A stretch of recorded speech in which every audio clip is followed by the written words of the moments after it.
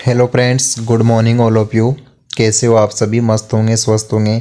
आशा करता हूँ आप सभी लोगों की तैयारी बहुत अच्छी चल रही होगी। आप सब लोग अपने अपने रणनीति के हिसाब से तैयारी कर रहे होंगे, क्योंकि कुछ ही दिन बाद आपके सामने रीट पात्रता परीक्षा का आयोजन होने वाला है। मात्र 20-22 दिन का समय बचा है दोस्तों। आज हम लोग बिना किसी देरी के शुरू करते हैं आज के सेशन। आज हम लोग बात करने वाले हैं शिक्षण विधियों के बेहतरीन पाठ को लेकर। इसमें आप टीचिंग मेथड शिक्षण विधियों की बात करने वाला हूं दोस्तों। कुछ मैं शिक्षण विधियों की आपके सामने डिटेल्स में लेकर आया हूं। उसके बाद प्रश्नोत्तरी भी अपन करेंगे। तो आप लोग अगर चैनल पर नए हो तो चैनल को सब्सक्राइब कर लीजिए। वीडियो पसंद आए तो वीडियो को लाइक करना। देखिए दोस्तों, आज की पहली शिक्षण विधि है आपके सामने डाल्टन विधि। डाल्टन विधि क्या होती है दोस्तों? बात करते हैं आप लोग डाल्टन विधि की। तो डाल्टन विधि की बात कर रहे हैं दोस्तों। सन 1920 में हेलन पारकास्ट ने डाल्टन नामक नगर। दोस्तों क्वेश्चन पूछा जा चुका है 24 जुलाई 2022। 24 जुलाई 2022 को रीट जो पात्रता परीक्षा हुई थी दोस्तों 24 जुलाई 2022 में, उसमें पूछा था डाल्टन विधि के प्रवर्तक कौन हैं? तो एलन पारकास्ट डाल्टन विधि के प्रवर्तक हैं। ध्यान होना चाहिए आप लोगों को, एलन पारकास्ट। तो एलन पारकास्ट के द्वारा अब की बार पूछा जा सकता है कब? तो सन 1920 में। सन ध्यान रखना दोस्तों, इंपॉर्टेंट रहेगा यहाँ पर। सन 1920 में एलन पारकास्ट ने डाल्टन नामक नगर के एक विद्यालय में इस विधि द्वारा शिक्षण कार्य करवाया गया था दोस्तों। कौन सी शिक्षण विधि के द्वारा करवाया गया था? डाल्टन विधि के द्वारा। इसके प्रवर्तक कौन है? तो हेलन पारकास्ट इसके प्रवर्तक है दोस्तों। अब पूछ सकता है कि डाल्टन विधि के प्रमुख सिद्धांत कौन कौन से हैं? तो बाल केंद्रित शिक्षा वेरी इंपॉर्टेंट रहेगा। व्यक्तिगत शिक्षण, स्वाध्याय पर बल, अध्ययन और शैक्षिक प्रगति में व्यक्तिगत स्वतंत्रता वेरी वेरी इंपॉर्टेंट विधि है दोस्तों डाल्टन विधि। आप लोगों को सारी शिक्षण विधियां मैं याद करवाने वाला हूं दोस्तों। डाल्टन विधि बाल केंद्रित शिक्षा पर जोर देती है, बिल्कुल सही बात है। आज की शिक्षा बाल केंद्रित शिक्षा पर जोर देती है। अध्यापक केवल मार्गदर्शक होता है दोस्तों। एनसीएफ 2005 भी यही बात करता है। बिना बोझ की शिक्षा की बात करता है। एनसीएफ 2005 आपके सिलेबस में जोड़ा गया है दोस्तों, उसको भी मैं आप लोगों के लिए कंप्लीट करवाने वाला हूँ। व्यक्तिगत शिक्षण मतलब इंडिविजुअल टीचिंग। सबका अलग अलग सीखने का तरीका अलग अलग होता है दोस्तों, अपने अपने आयु स्तर के अनुसार। स्वाध्याय पर बल देती है दोस्तों डाल्टन विधि। स्वाध्याय से मेरा तात्पर्य है दोस्तों खुद के हिसाब से, खुद के तरीके से, खुद के लेवल पर बच्चा पढ़ना पसंद करता है। डाल्टन विधि के अंतर्गत अध्ययन और शैक्षणिक प्रगति में व्यक्तिगत स्वतंत्रता। बिल्कुल कुल मिला के बात व्यक्तिगत है दोस्तों, अपनी अपनी सबकी अलग अलग तरीका होता है पढ़ने का। अगली जो विधि है आपके सामने बेसिक शिक्षा विधि की बात करता हूं दोस्तों मैं। बेसिक शिक्षा का नाम आते ही आप लोगों के जहन में राष्ट्रपिता महात्मा गांधी का नाम गूंज उठता है दोस्तों, क्योंकि बेसिक शिक्षा की बात इन्हीं के द्वारा की गई है दोस्तों। अपने राष्ट्रपिता महात्मा गांधी के द्वारा बेसिक शिक्षा की बात की है। तो भारत के राष्ट्रपिता महात्मा गांधी द्वारा बेसिक शिक्षा का एक प्रमुख सिद्धांत दिया गया है दोस्तों। वेरी वेरी इंपॉर्टेंट रहेगी। पूछ सकता है एग्जामिनर की बेसिक शिक्षा की जो विधि है किन के द्वारा दी गई? तो महात्मा गांधी जी के द्वारा बेसिक शिक्षा का एक प्रमुख सिद्धांत मातृभाषा के माध्यम से शिक्षा प्रदान करना है। वेरी वेरी इंपॉर्टेंट है दोस्तों। इनकी कुल मिला के इनका कहना है दोस्तों कि बेसिक शिक्षा से तात्पर्य है मातृभाषा के माध्यम से शिक्षा प्रदान करना। वेरी वेरी इंपॉर्टेंट है दोस्तों, क्योंकि मातृभाषा के माध्यम से अगर शिक्षा दे रहा है टीचर तो बच्चों को शिक्षा प्राप्त करने में आसानी रहेगी, क्योंकि मातृभाषा पहले सीखता है दोस्तों, जबकि टारगेट लैंग्वेज बच्चा बाद में सीखता है। अगर विद्यालय में मातृभाषा की बात की जा रही है, मातृभाषा से शिक्षा प्रदान की जा रही है, तो मातृभाषा से शिक्षा प्रदान करेगा तो उसको सीखने में आसानी रहेगी बात छात्र को। इस पद्धति में विदेशी भाषा के स्थान पर मातृभाषाओं को वेरी वेरी इंपॉर्टेंट है दोस्तों। सर्वाधिक कुल मिला के बातें हैं कि मातृभाषा को महत्व किस विधि में दिया गया, ऐसे भी एग्जामिनर क्वेश्चन बना सकता है दोस्तों। मातृभाषा को सर्वाधिक महत्व किस विधि में दिया गया? ऑप्शन दे देगा आप लोगों के लिए, बेसिक शिक्षा विधि, विनेटका विधि, डाल्टन प्रणाली, एक खेल विधि, कोई भी दे देगा दोस्तों। तो आप लोगों को ध्यान रखना है, मातृभाषाओं को महत्वपूर्ण स्थान दिया गया है दोस्तों, जबकि विदेशी भाषाओं को नहीं दिया गया है। मातृभाषा को महत्वपूर्ण स्थान किस विधि में दिया गया? बेसिक शिक्षा विधि में। बेसिक शिक्षा विधि किसके द्वारा दी गई? महात्मा गांधी के द्वारा दी गई है दोस्तों। भाषा को इसमें गुण स्थान मिलता है, यह विधि बड़ी कक्षाओं की उपेक्षा करती है दोस्तों, वेरी इंपॉर्टेंट है, ध्यान रखना। अगली शिक्षण विधि है आपके सामने खेल विधि। खेल विधि की बात करें दोस्तों, खेल विधि की मैं बात करूं तो सर्वप्रथम Henry Caldwell Cook, very very important नाम रहेगा। रीट लेवल 2 2018 का क्वेश्चन है दोस्तों। आज मैं आप लोगों के लिए बहुत शानदार कंटेंट लेकर आया हूं, न केवल आज, पिछली क्लासों में भी बहुत अच्छा कंटेंट है दोस्तों। जिन भाई लोगों ने, बहनों ने क्लासें नहीं देखी हैं तो शिक्षण विधियों की कंप्लीट प्लेलिस्ट बनी हुई है। न केवल शिक्षण विधियों की, राजस्थान जीके की भी प्लेलिस्ट बनी हुई है। जो रीट पात्रता की तैयारी कर रहा है, न केवल रीट पात्रता की तैयारी बल्कि राजस्थान के किसी भी एग्जाम की तैयारी कर रहा है, तो राजस्थान जीके की प्लेलिस्ट बनी हुई है, क्लासों को जाकर देख लीजिएगा। आज का सेशन वेरी इंपॉर्टेंट है, अंतिम समय तक साथ में बने रहिए। तो क्वेश्चन क्या पूछा था दोस्तों? खेल विधि के प्रवर्तक कौन है, यही पूछा था। 2022 में क्या पूछा उसने? डाल्टन विधि के प्रवर्तक। 2018 में पूछा था खेल विधि के प्रवर्तक कौन है, तो हेनरी कोल्डवेल कुक खेल विधि के प्रवर्तक है दोस्तों। तो हेनरी कोल्डवेल कुक ने भाषा की शिक्षा के लिए खेल विधि का प्रयोग किया था दोस्तों, वेरी इंपॉर्टेंट है। भाषा सिखाने के लिए खेल विधि का प्रयोग किनके द्वारा किया गया था? तो हेनरी कोल्डवेल कुक के द्वारा, जो कि क्वेश्चन पूछ लिया गया है दोस्तों 2018 रीट लेवल 2 में। उन्होंने बताया कि भाषा शिक्षण का कोई भी कार्य खेल की भावना से बालकों को अच्छी प्रकार से सिखाया जा सकता है। बिल्कुल वेरी वेरी इंपॉर्टेंट है दोस्तों। कुल मिला के जो कोल्डवेल कुक के द्वारा एक बात कही गई है कि जो भाषा सिखाने का जो कार्य है दोस्तों, खेल की भावना से बालकों को बड़ी आसान तरीके से सिखाया जा सकता है, क्योंकि बालक खेल में रुचि लेते हैं दोस्तों। तो रुचि लेकर अगर किसी कार्य को करोगे तो उसमें सफलता मिलने के ज़्यादा चांस रहते हैं दोस्तों। रुचिपूर्ण तरीके से बालकों को भाषा शिक्षण का कार्य है दोस्तों, जो कि आपके सामने खेल विधि के द्वारा करवाया जा सकता है। वेरी इंपॉर्टेंट लाइन रहेगी दोस्तों, खेल विधि शिक्षण की सर्वोत्तम विधि है। यहीं से क्वेश्चन बनाएगा एग्जामिनर, ध्यान रखना दोस्तों। खेल विधि शिक्षण की सर्वोत्तम विधि है, क्वेश्चन दे देगा शिक्षण की सर्वोत्तम विधि कौन सी है। आप उलझना नहीं दोस्तों, बिल्कुल उलझना नहीं है। अब क्वेश्चन यहीं से बनेगा, क्योंकि उसने प्रवर्तक तो पूछ ही लिया, अब क्वेश्चन पूछेगा। वेरी वेरी इंपॉर्टेंट, स्टार लगा लेना दोस्तों, गारंटी दे रहा हूँ क्वेश्चन यहीं से हूबहू क्वेश्चन मिलेगा। शिक्षण की सर्वोत्तम विधि कौन सी है? ऑप्शन मिलेंगे आप लोगों को, बेसिक शिक्षा विधि, डाल्टन विधि, खेल विधि, विनेटका विधि। राइट आंसर हो जाएगा खेल विधि शिक्षण की सर्वोत्तम विधि है। अगर आप लोग इजी ट्रैक से जुड़े हो तो कोई भी क्वेश्चन पूछे एग्जामिनर, कोई डरने घबराने की जरूरत है नहीं दोस्तों, क्योंकि इसमें बालकों की रुचि, स्वतंत्रता, क्रिया आदि से संबंध वैज्ञानिक सिद्धांतों की पूर्ति होती है। वेरी इंपॉर्टेंट है, क्योंकि विधि का नाम ही क्या है, खेल विधि। बालकों को तो सिर्फ खेल पसंद होता है दोस्तों, खेलने के नाम से बालक खाना भी छोड़ देता है। आप जब छोटे थे बचपन में, तो जो ही स्कूल से आते थे तो स्कूल का बैग फेंक कर आप लोग बिना ड्रेस, स्कूल का यूनिफॉर्म उतारे आप लोग चले जाते थे खेलने। जब आप शाम को आते थे तो आपको लगता था मम्मी का डर, आपकी ड्रेस गंदी हो जाती थी। तो कुल मिला के खेल में रुचि होती है, स्वतंत्र तरीके से कार्य करता है, और रुचि मेन रुचि है दोस्तों, क्योंकि रुचिपूर्ण तरीके से अगर किसी कार्य को कर रहे हैं तो उसको आसानी से बिना किसी दबाव प्रेशर के कर सकते हैं और सीखने में सफलता जल्दी मिलेगी। तो रुचि, स्वतंत्रता, क्रिया आदि से संबंध मनोवैज्ञानिक सिद्धांतों की पूर्ति करता है दोस्तों खेल विधि। अगली विधि आ गई है आपके सामने, दल शिक्षण विधि। ये भी वेरी इंपॉर्टेंट रहेगा, अब की बार क्वेश्चन यहीं से आएगा कि दल शिक्षण विधि होती क्या है दोस्तों। जो दल शिक्षण विधि है दोस्तों, तो यहाँ पर दल है, दाल नहीं। दल शब्द का अर्थ होता है दोस्तों समूह। दल का मतलब क्या होता है? समूह। समूह मतलब ग्रुप, ग्रुप की बात की रहे तो दल का अर्थ होता है समूह। अर्थात जब किसी कक्षा में विशेषज्ञ शिक्षक समूह द्वारा अध्यापन कार्य किया जाता है तब वो दल शिक्षण विधि के नाम से जाना जाता है। कुल मिला के बात यह है दोस्तों, बिल्कुल उलझने की जरूरत नहीं है।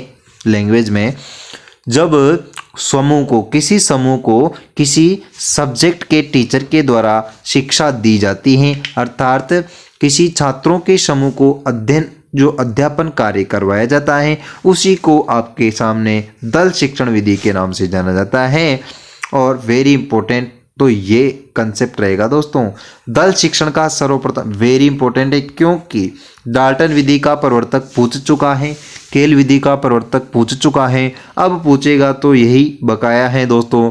दल शिक्षण का विकास सर्वप्रथम कब हुआ, कहाँ हुआ और किनके द्वारा किया गया। 3 चांस है दोस्तों उसके पास, यहाँ पर 3 तरीके हैं क्वेश्चन बनाने के, आपको उलझाएगा पक्का, क्योंकि वो कैसे भी पूछ सकता है। दल शिक्षण का विकास सर्वप्रथम कब हुआ है, 1955 में, सन ध्यान रखना दोस्तों, 1955 में हुआ था। कहाँ हुआ है, हार्वर्ड विश्वविद्यालय अमेरिका, वेरी वेरी इंपॉर्टेंट है दोस्तों, फिर बोल रहा हूँ वेरी स्टार लगा लेना, क्योंकि आएगा क्वेश्चन यहीं से मिलेगा, हूबहू मिलेगा। हार्वर्ड विश्वविद्यालय अमेरिका में हुआ, किनके द्वारा, तो हार्वर्ड विश्वविद्यालय के शोध छात्र हैं दोस्तों, पत्र नहीं है, छात्र हैं। कौन है छात्र, मिशिगन और हार्वे, नाम वेरी वेरी इंपॉर्टेंट रहेगा दोस्तों, मिशिगन और हार्वे के द्वारा दल शिक्षण का विकास सर्वप्रथम 1955 में हार्वर्ड विश्वविद्यालय अमेरिका के शोध छात्र हैं दोस्तों, इनके द्वारा किया गया। बताइए एक बार सब लोग कमेंट बॉक्स में लिखिए, कमेंट जरूर लिखा करो दोस्तों। अगर आप लोग किसी भी मैं आंसर पूछ रहा हूँ उसको कमेंट में लिखोगे तो आप लोगों का याद हो जाएगा दोस्तों, क्योंकि मुझे पता है आप लोग नोटबुक लेकर पेन लेकर तो बैठे हो नहीं, रामायण की जैसे सुन रहे होंगे क्लास को, तो इसे सुनने से काम चलने वाला नहीं है दोस्तों। नोटबुक और पेन लेकर जरूर बैठे, अगर वो भी नहीं लेके बैठे हो तो कमेंट बॉक्स में तो कमेंट कर ही दिया करो दोस्तों। कहाँ तक आप लोगों को बार बार बोलूँ यार मैं। और चैनल को सब्सक्राइब नहीं किया हो तो सब्सक्राइब कर दीजिए, वीडियो अच्छा लग रहा हो तो लाइक कीजिए। साहचर्य विधि वेरी वेरी इंपॉर्टेंट है दोस्तों, क्योंकि वह शिक्षण विधियां लेकर आया हूं जहां से क्वेश्चन बनने के पूरे चांस हैं। साहचर्य विधि क्या होती है दोस्तों, वेरी इंपॉर्टेंट है। यह विधि आधुनिक पाश्चात्य विधियों की देन है, आधुनिक पाश्चात्य विधियों की देन है दोस्तों। कौन सी विधि, साहचर्य विधि। इस विधि का आविष्कार ये लो, साहचर्य विधि का आविष्कार किसने किया, मैडम मॉन्टेसरी ने किया। तो यहीं से क्वेश्चन पूछ सकता है, साहचर्य विधि की प्रवर्तक कौन है, मैडम मॉन्टेसरी, ध्यान रखना। तो मैडम मॉन्टेसरी ने आविष्कार किया था। इस विधि में कुछ वस्तुओं के संपर्क में बालकों को लाया जाता है दोस्तों। बालकों को कुछ वस्तुओं के संपर्क में कैसे लाया जाता है सर, हमें बताइए ना प्लीज। वस्तुओं के सामने उनके नाम से कार्ड रखे हुए होते हैं दोस्तों। पूरे कार्डों को मिलाकर पूरे कार्डों को मिलाकर बालकों को वितरित कर दिया जाता है। उनका ऑर्डर उचित स्थान पर रखने को कहा जाता है। कुल मिला के कुछ नहीं है दोस्तों। बात यह है, मान लो आपके सामने एक दीवार है, क्या है, एक दीवार है, दीवार पर उसने अलग अलग चित्र लगा दिए हैं दोस्तों। कैसे, दीवार नहीं है, आप लोग मान लो टेबल रखी हुई है, कुछ टेबल, और टेबल के सामने दीवार है, तो दीवार पे उसने चित्र लगा दिए, हाथी, घोड़े, गाय, गधे, पेड़, मकान, किसी का भी XYZ किसी का भी चित्र लगा दिया, और उसी के चित्र लगाकर एक उसने लिए अपने सामने कुछ कार्ड लिए दोस्तों। एक कार्ड में उसने लिख दिया गाय, एक में बिल्ली, एक में कुत्ता, एक में शेर, एक में मकान। जिन जिन के उसने चित्र लिए हैं दोस्तों, उन सब के नाम अलग अलग कार्ड में उसने रख दिए। सभी कार्डों को एक साथ मिक्स कर दिया। अब बच्चे को बोल दिया, साहब क्यों, क्या बोला बच्चे को, उलझा दिया बेचारे बच्चे को कि सब कार्ड को अपने अपने चित्रों के नाम के सामने जमाइए। जैसे बात है कि हाथी का जो चित्र है उसके सामने हाथी वाले कार्ड को रखो, गाय वाले चित्र के सामने गाय का कार्ड रख दीजिए। तो उनको ऑर्डर मतलब क्रम में जमाने के लिए दे दिया। तो इसमें बालक का मानसिक विकास होगा, तो बालक की जो इंद्रियां काम करेगी, तब जाकर बालक साहचर्य विधि में से बहुत कुछ सीखने को मिलता है दोस्तों। तो जब अगर बालक को आता होगा तो ही इसका आंसर वो दे सकता है। अगला तो भाषा के शिक्षण सूत्र लेकर आया हूं दोस्तों, यहाँ से क्वेश्चन पूछ सकता है दोस्तों, बिल्कुल ध्यान रखना। भाषा के शिक्षण सूत्र कौन कौन से हैं, ज्ञात से अज्ञात की ओर, सरल से जटिल की ओर, मूर्त से अमूर्त की ओर, पूर्ण से हंस की ओर, विशेष से सामान्य की ओर। वेरी वेरी इंपॉर्टेंट है दोस्तों। क्वेश्चन पूछ सकता है दोस्तों कि भाषा के शिक्षण सूत्र इनमें से कौन सा भाषा का शिक्षण सूत्र नहीं है, तो आप लोगों को याद होंगे तभी जाके आप आंसर दे सकते हो। अब हम लोग कुछ क्वेश्चन लेकर आए हैं आप लोगों के लिए, क्योंकि टेस्ट होना भी तो जरूरी है, आपने क्या सीखा क्या नहीं सीखा। कविता शिक्षण की विधि नहीं है, इनमें से कौन सी कविता शिक्षण की विधि नहीं है? खांडव्य प्रणाली है दोस्तों, यहाँ पर सूत्र प्रणाली, गीत प्रणाली, उपरोक्त सभी कविता शिक्षण की विधि नहीं है। दोस्तों ये क्वेश्चन पूछा गया है 3rd ग्रेड में लेवल 2 26 फरवरी 2023 को जो एग्जाम था हिंदी वाले बच्चों को, उनमें क्वेश्चन पूछा है दोस्तों। तो हल्के में नहीं लेना आज की क्लास को, क्योंकि क्वेश्चन तो वही हैं जो एग्जाम में पूछे जा चुके हैं। कुछ क्वेश्चन संभावित क्वेश्चन है जिनका पूछने का चांस है दोस्तों। तो कविता शिक्षण की विधि नहीं है। सूत्र प्रणाली जो संस्कृत की सबसे प्राचीन विधि, सूत्र प्रणाली कविता शिक्षण की विधि नहीं है। बी ऑप्शन आपके सामने राइट आंसर हो जाएगा दोस्तों। अगला क्वेश्चन देख लीजिए आपके सामने। प्रतिलेख में विद्यार्थियों को किस आकार के अक्षर बनाने होते हैं? जो प्रतिलेख होता है दोस्तों, ये भी रीट लेवल 2 24 जुलाई 2022 का क्वेश्चन है। प्रतिलेख में विद्यार्थियों को किस प्रकार के अक्षर बनाने होते हैं दोस्तों? तो उसमें विद्यार्थियों, जो बच्चा स्वतंत्र होता है, वो किसी भी आकार के अक्षर बना सकता है। उनमें कोई फिक्स नहीं कि छोटे बनाएगा बड़े बनाएगा, नहीं। तो प्रतिलेख में किसी भी आकार के अक्षर बनाने के लिए छात्र स्वतंत्र होता है कुल मिलाकर। अगला क्वेश्चन, भाषा शिक्षण, मौखिक भाषा शिक्षण की प्रत्यक्ष विधियों में कौन सी विधि अप्रासंगिक है? तो मौखिक भाषा शिक्षण की जो प्रत्यक्ष विधियों में कौन सी विधि अप्रासंगिक है? वार्तालाप, भाषण, गद्य शिक्षण या नाटक? दोस्तों जो आपके सामने राइट आंसर हो जाएगा गद्य शिक्षण। मौखिक भाषा शिक्षण की विधियों में अप्रासंगिक विधि है गद्य शिक्षण है दोस्तों। तो सी जो बी नंबर ऑप्शन आपके सामने राइट आंसर हो जाएगा दोस्तों। अगला क्वेश्चन है काव्य शिक्षण का मूल तत्व क्या है? काव्य शिक्षण का मूल तत्व क्या है? रस निरूपण, ध्वनि निरूपण, अलंकार निरूपण और उपरोक्त सभी। दोस्तों काव्य शिक्षण, जो काव्य शिक्षण का मूल तत्व होता है दोस्तों, रस निरूपण। तो ए ऑप्शन सही जवाब हो जाएगा। आशा करता हूँ आप लोगों को क्लास अच्छी लग रही होगी। आपने क्लास को लाइक कर दिया होगा, आपके ऊपर डिपेंड है दोस्तों। अच्छी लग रही हो, कुछ सीखने को मिल रहा हो तो लाइक कर देना, नहीं लग रही हो तो मत करना दोस्तों, कोई दिक्कत नहीं है। लेकिन सेशन अच्छा लग रहा हो तो लाइक कर देना। शिक्षक को प्रभावशाली बनाने वाली सामग्री है, तो शिक्षक को प्रभावशाली बनाने वाली सामग्री कौन सी है? ब्लैक बोर्ड, पाठ्य पुस्तक, मानचित्र, उपरोक्त सभी। राइट आंसर हो जाएगा ऑप्शन नंबर डी, उपरोक्त सभी। क्योंकि अगर कक्षा में शिक्षण अधिगम का कार्य करवाया जा रहा है, टीचिंग लर्निंग प्रोसेस, तो ब्लैक बोर्ड भी जरूरी है, पाठ्य पुस्तक भी है और मानचित्र भी होगा तो शिक्षण को और भी प्रभावशाली बनाया जा सकता है। तो डी नंबर ऑप्शन आपके सामने राइट आंसर हो जाएगा दोस्तों। अगला जो क्वेश्चन देखिए, पाठ्य पुस्तक में दिए गए चित्र, तो पाठ्य पुस्तक में जो चित्र दिए गए होते हैं दोस्तों, उनका क्या महत्व होता है? कुल मिलाकर पाठ्य पुस्तक की शोभा बढ़ाते हैं, अनावश्यक जगह घेरते हैं, संकल्पना का स्पष्टीकरण करते हैं, परंपरा का निर्वाह करते हैं। दोस्तों इसका जो आपके सामने राइट आंसर हो जाएगा ऑप्शन नंबर सी। जो अगर मान लो पाठ्य पुस्तक में चित्र दिए गए हों तो वो बिना फालतू नहीं देते दोस्तों। अगर उसने कुछ थ्योरी में कुछ बात कही है तो उस बात को समझाने के लिए, अर्थात उस संकल्पना का स्पष्ट करने के लिए, उनको स्पष्ट करने के लिए वो डायग्राम देते हैं, चित्र देते हैं, उनको बालक को समझने में आसान हो जाता है दोस्तों। तो संकल्पना का स्पष्टीकरण करते हैं वो चित्र। तो सी ऑप्शन राइट आंसर हो जाएगा दोस्तों। अगला क्वेश्चन, अच्छी पाठ्य पुस्तक के गुण नहीं है। अच्छी पाठ्य पुस्तक के गुण कौन सा नहीं है? कलात्मक, छात्रों में जिज्ञासा उत्पन्न करना, भाषा का क्लिष्ट होना, संपूर्ण पाठ्यक्रम व्यवस्थित ढंग से संग्रहित होना। दोस्तों कलात्मक होना भी जरूरी है, जिज्ञासा उत्पन्न करना भी होना जरूरी है, पाठ्यक्रम का व्यवस्थित ढंग जरूरी है, लेकिन भाषा का क्लिष्ट होना बिल्कुल ये पाठ्य पुस्तक का गुण नहीं है। तो सी ऑप्शन आपका राइट आंसर हो जाएगा दोस्तों।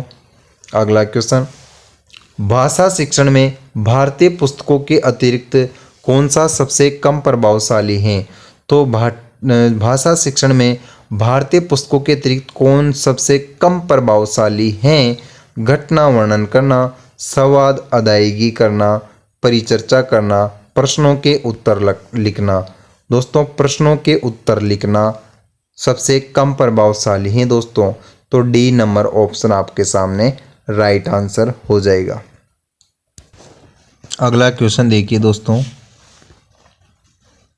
अगला क्वेश्चन है आपके सामने, अच्छे शिक्षक के संबंध में मैडम मोंटेसरी ने इस पर सर्वाधिक बल दिया। मैडम मोंटेसरी के द्वारा अच्छे शिक्षण के लिए किस पर बल दिया गया है दोस्तों? प्रयोगात्मक मनोविज्ञान, सूक्ष्म मनोविज्ञान, बाल मनोविज्ञान, व्यक्तिक मनोविज्ञान। दोस्तों प्रयोगात्मक मनोविज्ञान, विलियम वुंट इसके प्रवर्तक है दोस्तों। तो प्रयोगात्मक मनोविज्ञान पर सर्वाधिक बल दिया है दोस्तों मैडम मोंटेसरी के द्वारा। ए नंबर ऑप्शन आपके सामने राइट आंसर हो जाएगा दोस्तों। अगला क्वेश्चन, भाषा स्वयं में एक व्यवस्था है। तो भाषा स्वयं में एक किस प्रकार की व्यवस्था है? सरल, जटिल, नियमबद्ध या तार्किक? राइट आंसर हो जाएगा ऑप्शन नंबर सी। भाषा एक तरीके से बिल्कुल नियमबद्ध तरीके से, मतलब बिल्कुल रूल फिक्स हैं दोस्तों भाषा के। आपके सामने जो शिक्षण सूत्र आप लोगों ने देखे थे, सरल से जटिल, पूर्ण से हंस की ओर, सामान्य से विशिष्ट की ओर, तो बिल्कुल एक सिस्टेमेटिक तरीके से चलती है दोस्तों भाषा। तो नियमबद्ध तरीके से एक व्यवस्था है कुल मिला के भाषा।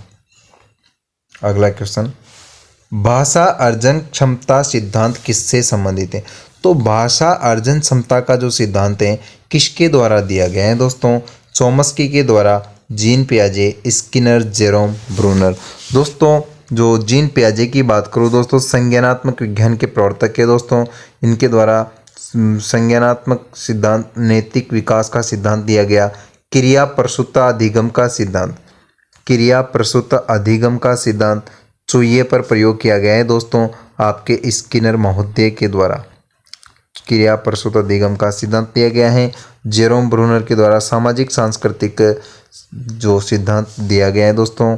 तो राइट आंसर हो जाएगा option number A, Noam Chomsky. Noam Chomsky के द्वारा भाषा अर्जन क्षमता का सिद्धांत दिया गया है। तो ए नंबर ऑप्शन आपके सामने राइट आंसर हो जाएगा दोस्तों। अगला क्वेश्चन, जब किसी परीक्षा के बार बार अंकन करने पर भी कोई अंतर नहीं आता है उसका कारण है? बिल्कुल राइट आंसर आप लोगों को मैं बताने वाला हूं दोस्तों। जो एक प्रश्न पत्र की विशेषताएं दे रखी हैं कुल मिलाकर, एक प्रश्न पत्र वैधता होनी चाहिए, वस्तुनिष्ठता होनी चाहिए, विश्वसनीयता होनी चाहिए। क्योंकि अगर दोस्तों बात की जा रही है, अगर कोई परीक्षा है, अगर बार बार अंकन कर रहे हैं फिर भी कोई अंतर नहीं आ रहा है, तो वो किसका कारण है? वस्तुनिष्ठता का कारण है दोस्तों। वो वस्तुनिष्ठता से तात्पर्य है दोस्तों बिल्कुल ईमानदारी से, एक तरीके से, बिना किसी भेदभाव के मूल्यांकन करना। तो वस्तुनिष्ठता के कारण बार बार अंकन करने पर भी कोई अंतर नहीं आता है दोस्तों। एक होता है आकलन, तो आकलन और मूल्यांकन अलग अलग है दोस्तों। आपके सिलेबस में है आकलन, मापन और मूल्यांकन, आप लोगों को ध्यान होना चाहिए। तो आकलन भी क्या है? शिक्षण अधिगम प्रक्रिया का एक अभिन्न हिस्सा है दोस्तों आकलन भी। उसके बारे में भी आप लोगों को ध्यान होना चाहिए, आकलन के बारे में भी। अगला क्वेश्चन, प्राथमिक स्तर पर पढ़ाते समय जब आप हिंदी भाषा संबंधी किसी पक्ष पर सर्वाधिक बल देंगे, तो हिंदी भाषा संबंधी किस पक्ष पर सर्वाधिक बल देंगे दोस्तों? मातृभाषा क्षेत्रीय, मातृभाषा हिंदी, हिंदी अंग्रेजी और अंग्रेजी विदेशी। दोस्तों मातृभाषा और क्षेत्रीय भाषा पर सर्वाधिक बल देंगे क्योंकि बच्चे आसानी से कम समय में सीख सकते हैं। तो ए नंबर ऑप्शन आपके सामने राइट आंसर हो जाएगा। अगला क्वेश्चन, कौन सी भाषा इंस्टिक्ट लैंग्वेज के नाम से जाना जाता है? वेरी वेरी इंपॉर्टेंट है दोस्तों। इंस्टिंक्ट लैंग्वेज के नाम से किसे का जाना जाता है? तो किस भाषा को इंस्टिंक्ट लैंग्वेज के नाम से जाना जाता है? मातृभाषा, विद्यालय भाषा, अधिग्रहित भाषा या मानक भाषा? दोस्तों मातृभाषा, जो आपकी मदर टंग होती है दोस्तों, मदर टंग अर्थात मातृभाषा, उसको इंस्टिंक्ट लैंग्वेज के नाम से जाना जाता है। वेरी इंपॉर्टेंट रहेगा, इस प्रकार का क्वेश्चन एग्जामिनर पूछना प्रेफर करता है दोस्तों। इंस्टिंक्ट लैंग्वेज किसे कहा जाता है? तो मातृभाषा को इंस्टिंक्ट लैंग्वेज के नाम से जानते हैं दोस्तों। अगला क्वेश्चन, भाषा शिक्षण के अंतर्गत वर्तनी संबंधी त्रुटियों का निवारण किया जा सकता है। तो वर्तनी संबंधी जो त्रुटियों का निवारण किया जा सकता है भाषा संबंधी शिक्षण में। ऑप्शन है आपके सामने, वर्तनी का शुद्ध उच्चारण करना, त्रुटियों का प्रकार बताकर, त्रुटियों की अपेक्षा परिमाणात्मक। बिल्कुल सही बात है दोस्तों। अगर त्रुटि की बात की जा रही है तो वर्तनी का शुद्ध उच्चारण करके ही त्रुटि का निवारण किया जा सकता है। ए नंबर ऑप्शन आपके सामने राइट आंसर हो जाएगा दोस्तों। अगला क्वेश्चन, पठन कौशल विकसित करने हेतु निम्न में से सही तरीका है। पठन कौशल का विकास करने के लिए आप किस तरीकों को अपनाएंगे दोस्तों? बाल गीत सुनना, बाल साहित्य पढ़ाना, श्रुत लेख पर जोर और बाल फिल्म निर्देशन। तो पठन कौशल का विकास करने के लिए दोस्तों बाल साहित्य पढ़ाना, तो बी नंबर ऑप्शन आपके सामने राइट आंसर हो जाएगा दोस्तों। आपको वीडियो अच्छा लग रहा हो तो लाइक ज़रूर करना, चैनल पर नए हो तो सब्सक्राइब कर देना। Thank you.